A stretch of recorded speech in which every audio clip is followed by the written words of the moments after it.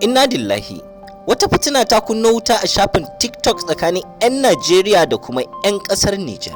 Ku biya mu a cikin wannan bidiyon don jin gaskiyar me ya faru da ya haddasa wannan cece-kuce. Idan wannan ne zuwan ka karo na farko izuwa wannan tasha, to kar ka manta da danna subscribe da kuma alamar ƙararrawa domin samun sabbin bidiyoyin mu da suka shafi masana'antar shirya fina-finan Hausa na Kannywood da ma al'amura da suka shafi ƙasar Hausa.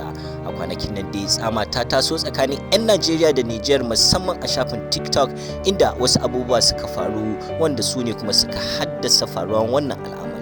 Daga cikin abubuwan da suka faru akwai wata wadda ta fito ta alakanta su 'yan Niger din, ko kuma ta ambaci rabin matan Niger duka karuwai ne, wanda wannan furici nata ya kunna wuta matuƙa, inda su ko 'yan Niger ransu ya ɓaci suka fito suka fara yi mata martani.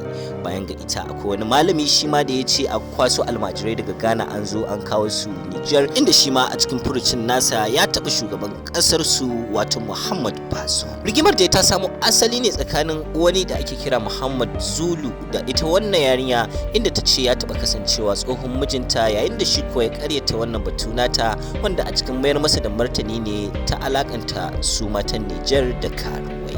To fatan ma'anan dai shine Allah ya takaita wannan masifa, ko in ce wannan fitina da ta taso daga dandalin TikTok da ta tsaya a can.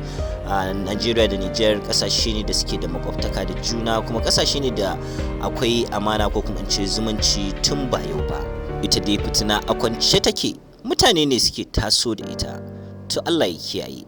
Da haka kuma muka zo ƙarshen wannan bidiyo, kar ku manta da na subscribe.